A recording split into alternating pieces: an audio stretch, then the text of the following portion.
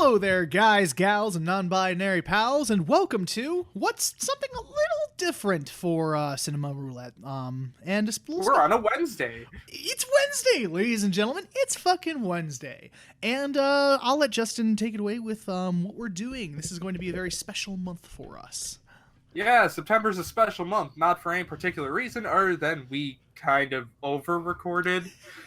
Yeah, As you've probably heard in the recent episodes, Cameron was over here, but with the Zim episodes, I was over there. So we record a bunch of fucking shit with good audio, and we were like, what if we had a movie month? Yeah, just because we have a surplus of audio and it'd just be easier for, the sake of getting rid of that and because of timing at the end of the year. Yeah, because if we do this and then keep to our normal schedule in December, if we do all movies for that month, we will finish Wheel 2. Not the series Wheel, but the normal Wheel 2 on Christmas Day. So yes, that's exciting. So I'm just like, hey, that's convenient, and movie month sounds fun. So, and it gives us time to catch up on the show after Inversum actually enter the Florpus was last episode. So Star vs. Force of Evil, it gives us time to watch that. Because there's a lot.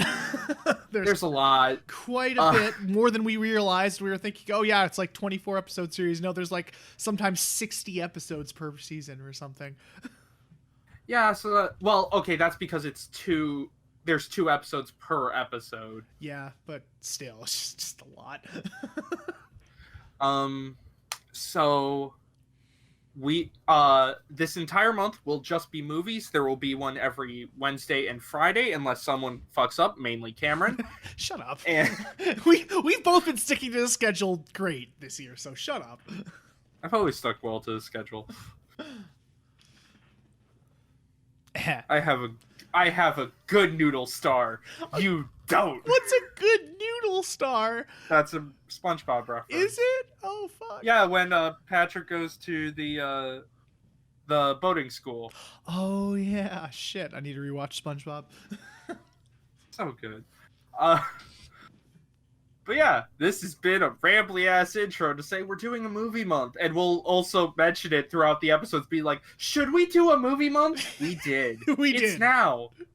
So yeah, just keep in mind if we keep saying that those were all recorded before this episode. So yeah, so just no TV episodes. There is a topic wheel episode at one point, but I won't say when. Yes, so you will look forward to that. And that one we do get a bit angry, just as a little bit of foreshadowing. Actually, we get angry in the episode before the topic wheel, too. That we do, too. It's just going to be a very angry day, I guess. A very angry day. I think it's a Friday. Yeah. But yeah, so thank you so much again for listening, and look forward to Movie Month right now. Welcome!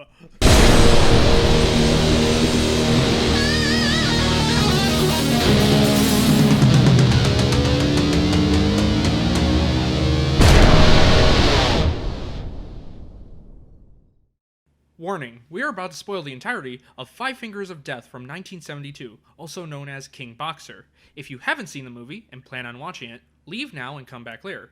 But if you have seen the movie or just don't care, then please stick around. Fucking beautiful. I am surprised I did that in one take. That was good. That was good. Hell yeah. Wait, are we doing it or what? What are we doing? I don't know. Just do it. Do what? Do the joke. What joke? The joke that we totally have. You mean this visual one? Yeah. Wow, that's a pretty funny joke.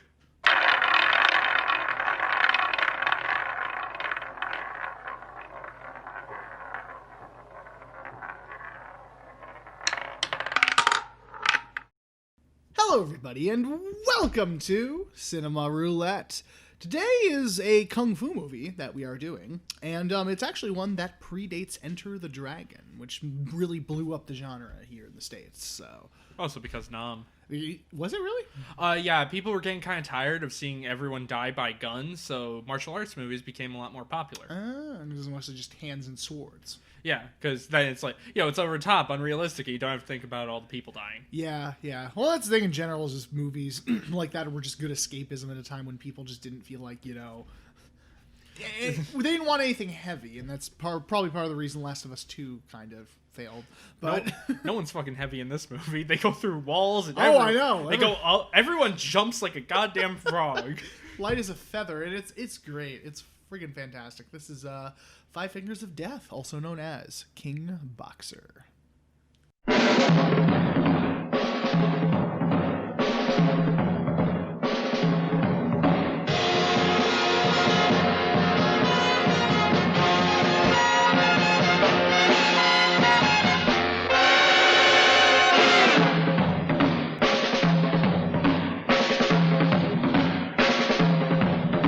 did the thing. Yeah, we did. Yeah. I kind of expected we would anyway.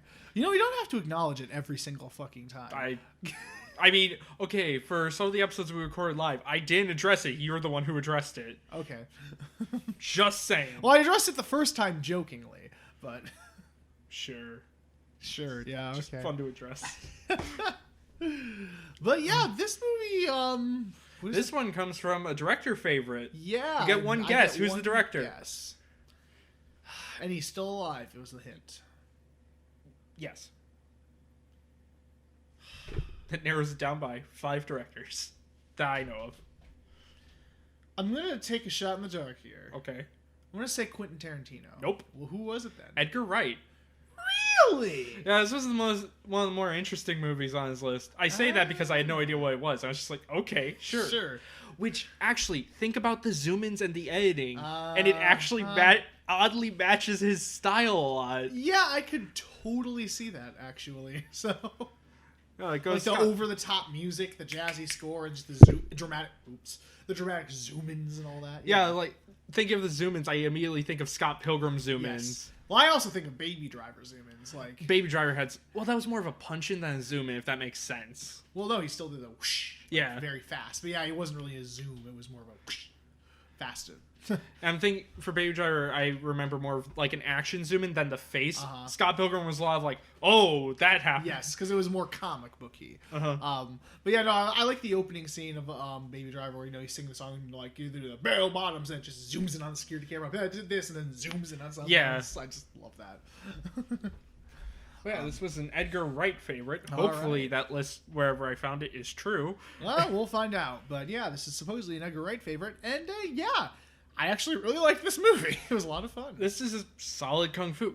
Okay, it is on Prime at the moment of recording. Yes. I don't know if it's still there by the time this is Is it up. free on Prime? It's free on Prime. It's free on Prime. So if you want to check it out for free if you have Amazon Prime.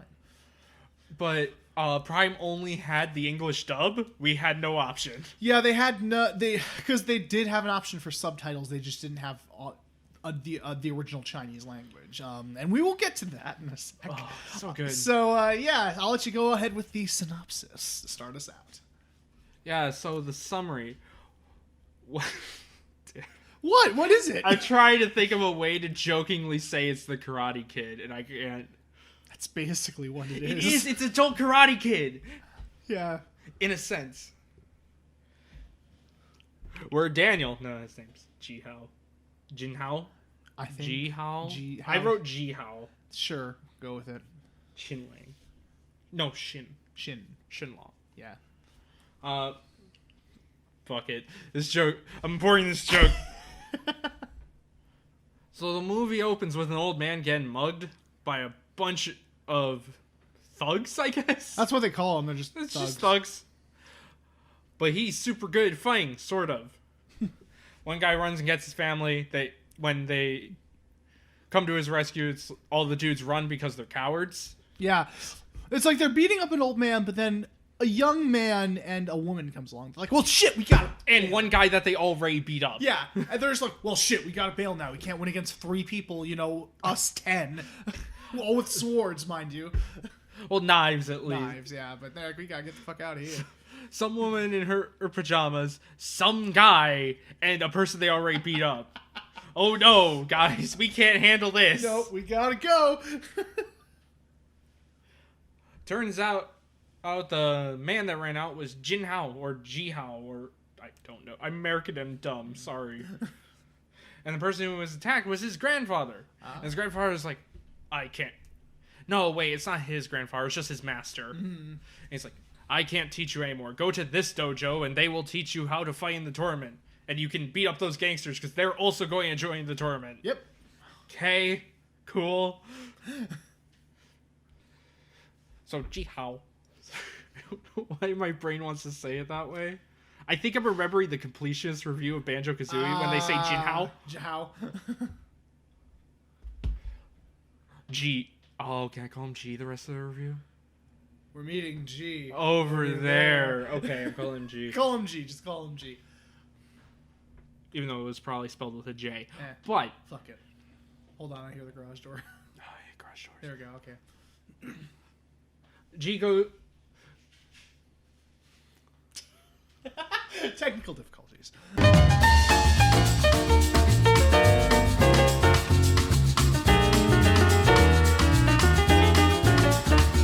G goes to the school, and they're like, okay, you fight one of our best men. And G kind of... Well, he had the upper hand at the start, but then he quickly loses. Mm-hmm. They're like, you're so... I thought you'd be more skilled, but you're so fucking... You're so much of a failure, you will be dish boy. Yeah, he's like, you can go work in the kitchen. Which, obviously, he will do this manual labor for no reason. Uh-huh.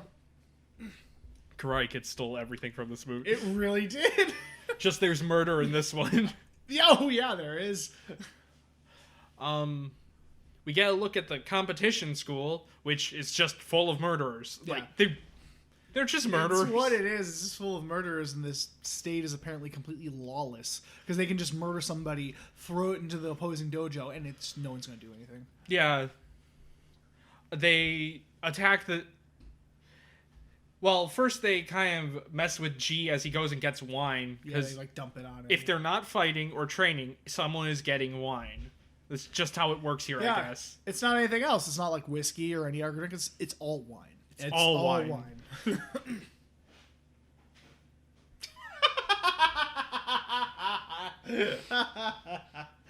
Every time. All right. Just keep going. I know.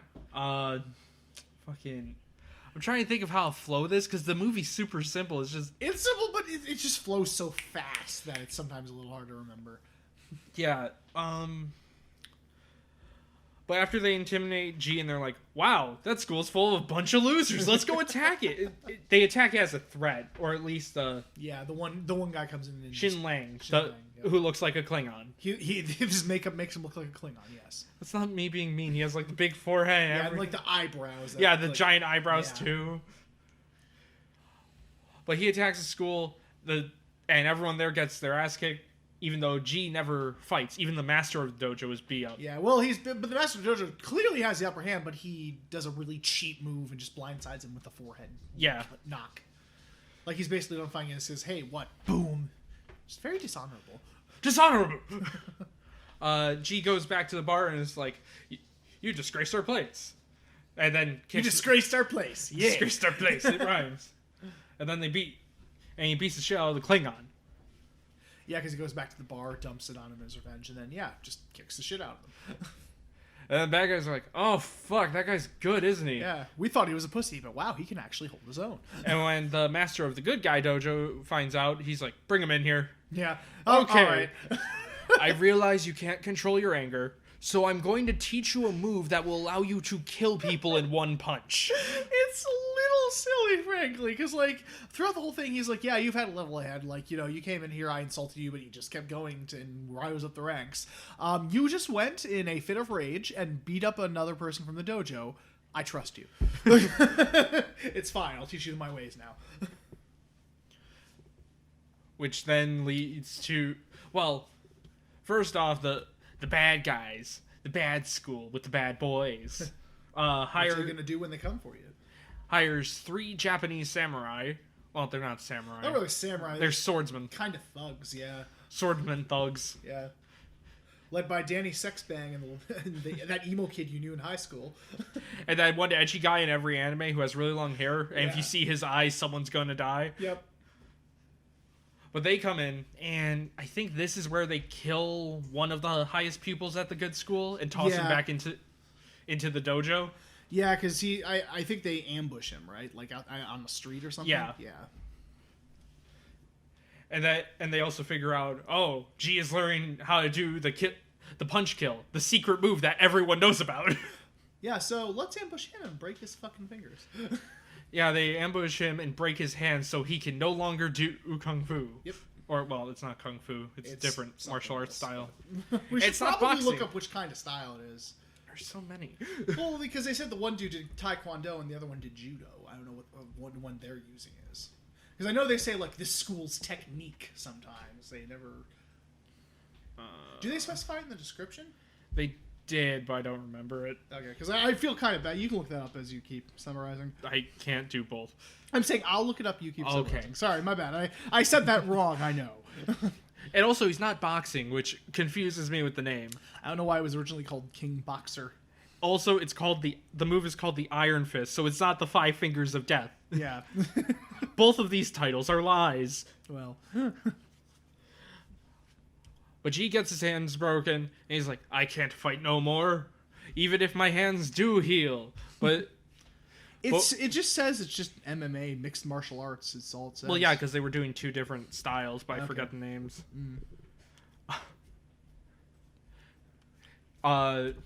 G's girlfriend just goes, she's here. She exists because this is a 70s movie. Yeah, she's just kind of there. She doesn't really do much. She's just there. She's like, I hope you never fight again. And then immediately after she walks out, someone from the school comes in and is like, oh, there you are. You should come back and train. Yeah. That's how you heal. Yeah. You should never fight again. Oh, hey, come back and fight again. Just like, she peeks back at the door. Bitch! Yeah. But yeah, because that's how it works. You know, I have my hands broken. They're all wrapped up. Just train more and they will heal faster. That's how it works. You know, chop some wood to make it heal faster. And as he goes off to heal, the Japanese guys go and assassinate the master we saw earlier in the movie. Yeah, the one he was staying with at the beginning. Who helped fight in the beginning. He trains a bunch of little kids in how fighting works. Because it was her father, right? Yeah. It was the girl's father. Yeah. It was the girlfriend's father. Trying to remember here. Because G trains, he becomes good, what is the term? What are you looking for? Which term? The term to gang into a tournament. Because there's a fight before the tournament, and I can't think of the damn word for it. Well, because... Qualification round. That I didn't need help saying. Thanks, Mom. Oh, shit. After the qualifier, G gets in. But as he's hanging there... Well, hold on. Because one person from the school is telling the bad guys all their secrets and what's going on. Mm-hmm. But as he questions them, they rip his eyeballs out. Oh, yeah! It's just a straight-up gore scene. They rip his eyeballs out. And the Klingon is like, you know, maybe being part of this group isn't the best idea. Yeah, maybe. So as G is going down the path to go to the tournament, the Klingon comes up and is like, hey, there's some Japanese guys with swords up ahead. They're going to try to kill you. So here's some knives. Yep. G kills the two bodyguards of the main Japanese guy, and the Klingon stays behind to fight the main Japanese guy. And then he goes mixed to the tournament, thankfully. And G runs to the tournament. Surprise, he wins. Because he doesn't even use the Iron Fist. He threatens the guy, which scares him enough to get a quick blow in. Because every time he uses the Iron Fist, like, he puts his hands like this and they start glowing red. Like, he just uses it to say, you know, basically to flex on him. He's like, you know, I could end this now. But I'm not going to. I could just kill you right here, right now, motherfucker. Try me, nerd. Yeah. And then he puts it back and then just beats him up the normal way. But then, the opposing school then kills his master. Well, no, they're all celebrating, and the masters of each school go to shake hands. And then it's like a psych stab. Yep. Which then G doesn't take this lying down and goes to get revenge. But mostly the blind man does it. Yeah, because the blind man, he first gets revenge on the henchman that tore his eyes out by tearing his eyes out then. While blind. I know the girlfriend's like leading him. But yeah, she's like left, right, but I guess he's kind of just like Daredevil where he can kind of sense where it's coming from and shit. I guess. So, he's Kung Fu Daredevil. And then the master, they were like in a hotel room, but then the master runs out and calls all his guards. G fights them off and tries to go after the master, but the master commits seppuku. Yep. Well, at least that's the Japanese term for it. I don't. He kills himself. Yeah, he basically kills himself just so that G doesn't have the revenge of killing him. He doesn't get the satisfaction, I guess, of killing him. And then they're about to. Our main trio is about to walk home, even though one of the trio technically betrayed everyone. Yeah. But gasp. They're about to walk home, but then the Japanese man shows up, and he has the Klingon's head and is like, I killed him. Yo, so you want to go? And then he's like, you've already killed too many people. Let's go. No more will die. And then he kicks the shit out of him, and then it's a happy ending. Yep. Kicks shit out of him, does the Iron Fist on his head, flies into a wall, and just... Well, he does it like 3 times on his chest and then to the head, just bam, into a concrete boom. wall. It's fucking awesome. And then the cool thing, too, is he does it, like, through the wood onto him. That was really rad. Oh, wait, it just made a perfect punch. Okay, we'll talk about that in a second. Yeah. But then, yeah, everyone's happy. He goes home, and that is the end of the movie. So, you know, we have the pointless girlfriend, we have the bunch of flame, we have a tournament arc, and we have 2 dead masters, not just one. Yeah, not Take just one. that, every other fucking kung fu movie. 2 dead masters, that's right. But yeah, this was still a super entertaining and fantastic kung fu movie. And it is actually really impressive for the movie that was before, like basically right before Enter the Dragon, which started. Yeah, this was the first like martial arts film released popularly in America. Yeah. It's entertaining for numerous different reasons. I think the first thing we should do, since, you know, it's very obvious, is the dubbing in the version we watched. Oh, the dubbing is great. Yes, it's so off-putting at first because his old master is clearly trying his hardest to be a wise old man. But, like, then, like, all the side characters and the main characters are just talking like Chicago, be like, oh, hey, what's up, see? Or the girlfriend, she just had the highest pitched voice. Yeah. A part of me was wondering if a man did the voice, if I'm being honest. That wouldn't surprise me. But the dubbing is...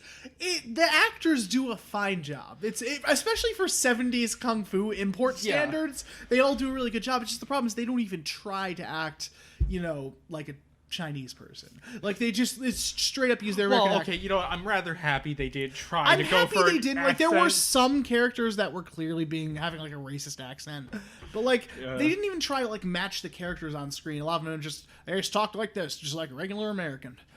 It was just really weird because the voices clearly didn't match, especially the main character at first. Like, I kind of got used to it. Yeah. But the main character at first, I was like, wow. Just oof. Just, yeah, so interesting. Yeah, I'm glad they didn't try to, you know, impersonate a Chinese person, but they could have tried to do it like the character. I mean, come on. Actually, the first master had okay dubbing. He did a really good job, whoever that was. At one point, I thought I heard a voice similar to Jack Lord's, who is the guy who played, what's his name? Steve McGarrett in the original 5-0. But I couldn't find the English cast, so I have no idea who voiced who. But honestly, it's fine. I was surprised at how good it was, especially by 70s import standards. And also, for what you're getting, Yeah. the acting is not what you need. No, it's not. And it just kind of adds to the corniness of it, because this is a very over-the-top movie. I love... Okay, do we want to segue cleanly? Sure. Yep. Because I love the action and how just stupid it gets at times. Oh, yeah. Like when the Klingon I'm just going to call him the Klingon. He looks like a fucking Klingon. And I don't remember anyone's name. I apologize. Yeah. American and stupid. They were, again, very Chinese. There were no simple ones. It was just very much... We need simpler names because we're dumb in American. That's why Black Lagoon Dick, right? You know, you have Rock, Revy, Dutch, Benny. There you go. Set. Balaclava. Balalaika. Balaclava. Balaclava. But, like, and he kicks someone into the ceiling and you see half their body go up. And, like, it hits the ceiling and, like, the wood chips and he comes back down. Or, like, whenever, like, they jump into the air, spin around and, like, punch each other, they come back down. Yeah, it's always a cut when they jump in the air so they look higher up. Yeah, because clearly they were on wires and stuff. And they just and did that and then came back down. It was great. What'd they do, Cameron? Show me again?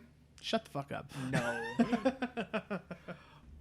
Also, just a quick note, because the Kill Bill siren is in this movie. Yeah, the Kill Bill siren's in this movie. It is the first movie to use it, but originally, if Reddit is to be believed, it's from a TV show called Ironside, and it was in the intro. You're right.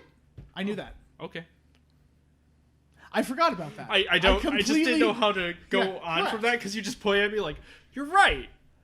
Thanks. I know for a fact that you're right, because the Ironside version is the version that they used in Kill Bill. The full version. Because that goes brr, brr, and then it goes brr, brr, brr, brr, brr, and that goes in this really jazzy. I forgot about that. Thank you for reminding me. Yes, I can verify that. Reddit is right. And the first movie and later used in Five Fingers of Death. Yeah. As a kung fu ass kicking theme. Is that what it's described as? That's what Wald Newton described it as a year ago. Thank you, Wold Newton. Thanks.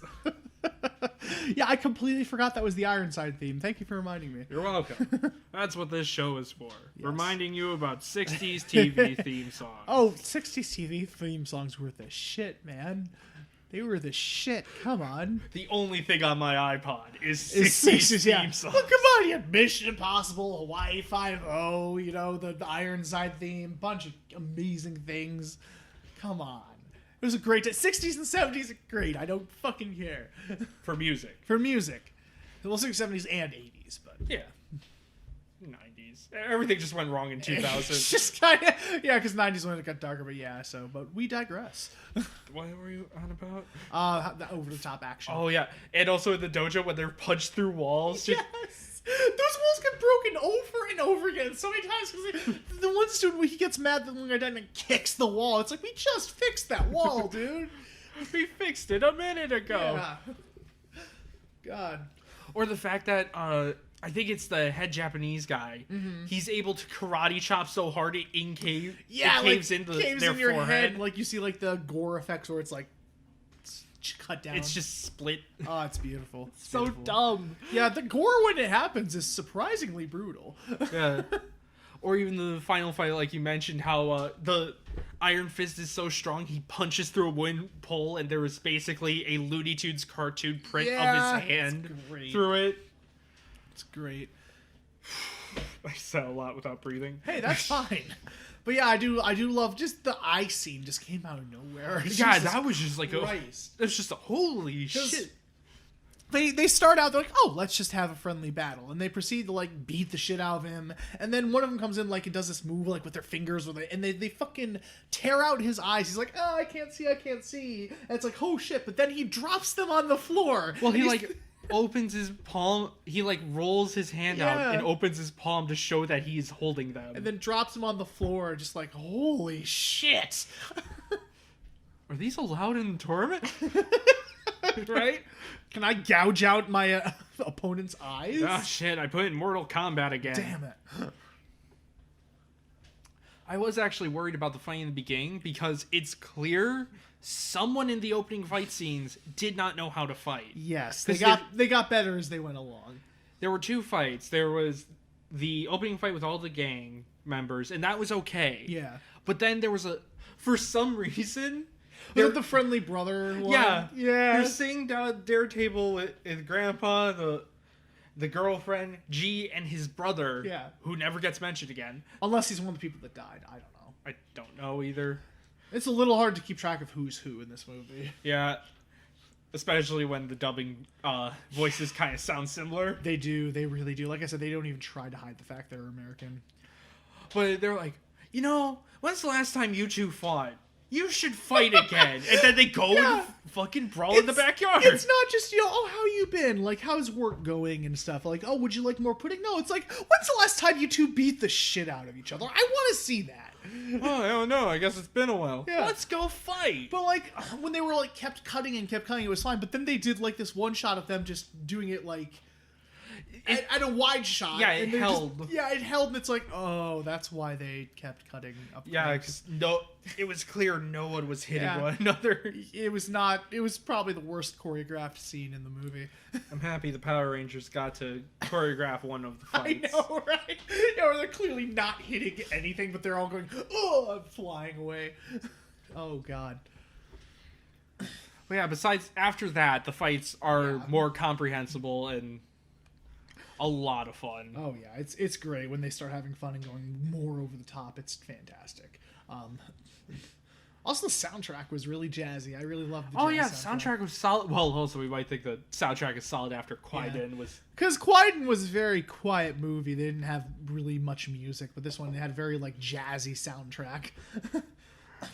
I do love whenever he was like running in the woods, just went into a fucking drum solo, just...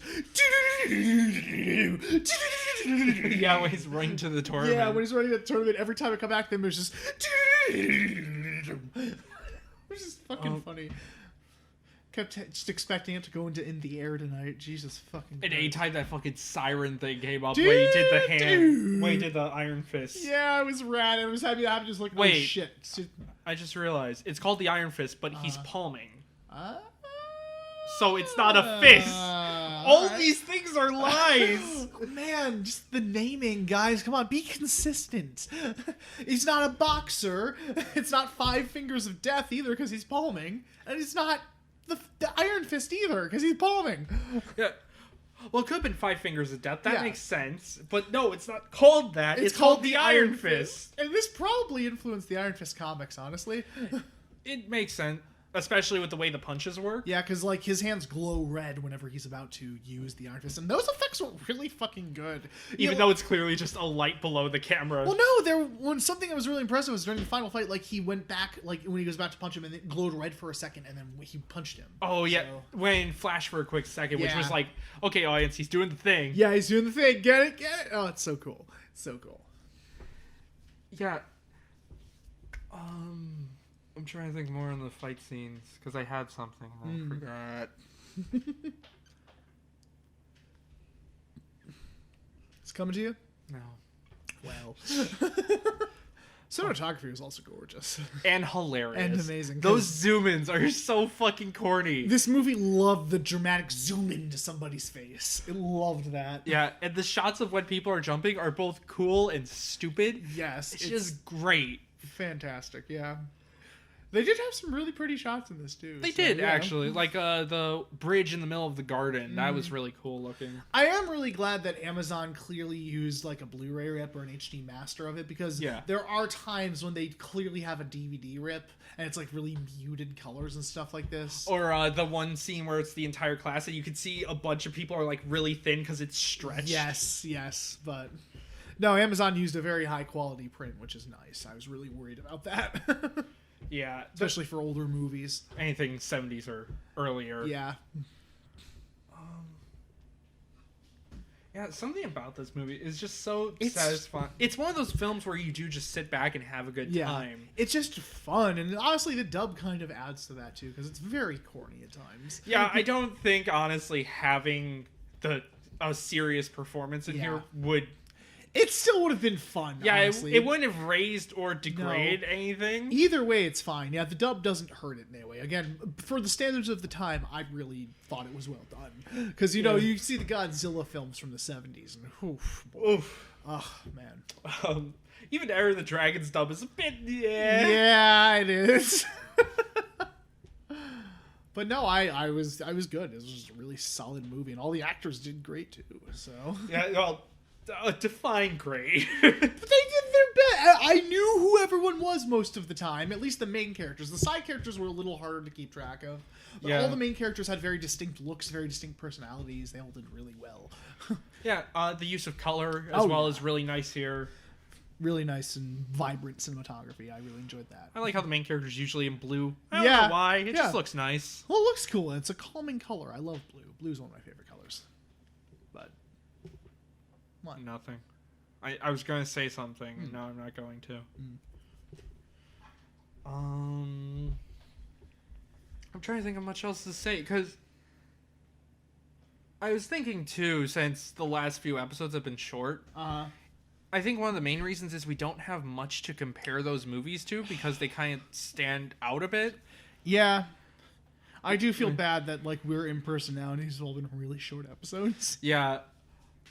But it is also a positive, because then if we do run across more movies like those, we can go back and compare, and It's expanding our palette of film. Exactly. It's Which is an important thing expanding to do. our knowledge and showing us like where things have come from, and that's just like I do that anyway for fun, so why not just record it? And make all the money from the advertisements we don't play. Money. Because I don't feel like we really need ads at the No. moment. I don't need the 2 cents from the people who listen to this on Other. I Yeah. don't know what Other is. But apparently there's like what 40-some% of our 56. It's at 56 now. Oh, it's been 50 for a while now. criminy. But yeah, just honestly a solid movie. I do like how knowing that Edgar Wright apparently, I'm going to always say apparently for these because I don't know how true the lists are. Yeah. I can't exactly go up to the director and be like, "Hey, is this true? Do you like this movie?" Especially with the Satoshi Kon one. That's a bit complicated. Well, they did. They went into his office and found it, didn't they? Well, he posted it like 2 days before. Yeah. So we know it's from Satoshi Kon. That one we can verify. I think it's safe to say. We don't know for sure. He wrote it, for God's sake. Excuse me. According to my mythology teacher, time does not exist. Oh, I'm Cameron. sorry. You're right. I forgot about your fucking mythology. I need to talk about that at some point. Sometime, on the podcast. yes. Another time. If we ever talk about conspiracies in film or yes, something. that'll be fun. That'd be fun. Yeah, another topic to do Yes. at some point. Words. Oh yeah, words and shit. Hell yeah. But I don't think. I think. Oh, I was going to say how it's nice to see that how Edgar Wright was influenced by this. Oh yeah. Like, especially going back to the ones where they're going through walls and stuff. That also feels like his sort of action. Yes. Like maybe World's End kind of had that sort of vibe. Yeah. Oh yeah, it did. Yeah. Like that's the thing is like with some directors' favorites, you can like kind of see like there's some like which heavily influence them, and there's some that are probably just movies that they enjoy. Yeah. Mm-hmm. It's like here's a movie that I really love, but yeah, this one you could clearly see Edgar Wright's influence on this. Like it felt very much like an Edgar Wright movie. So yeah, is there anything else we need to say on Five Fingers of Death? No, but you need to give me a minute because the computer's being a bitch. Of course it is. Just slap that computer. Just...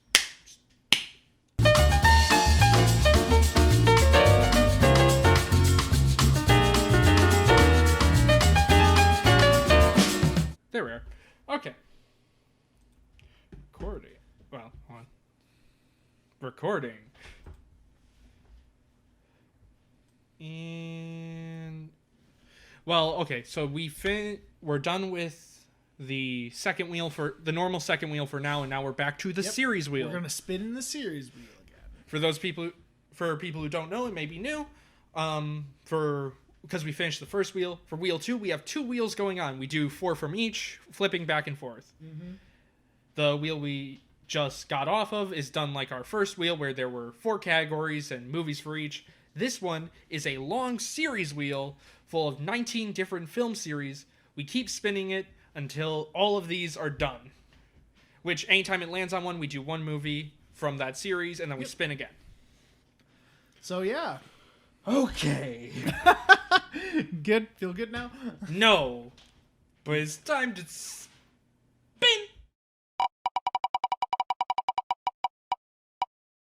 Okay. We'll get... We're doing Evil Dead. Woo! Yeah! The first Evil Dead. All right. I'm excited. I'm excited to see that again. I'm not.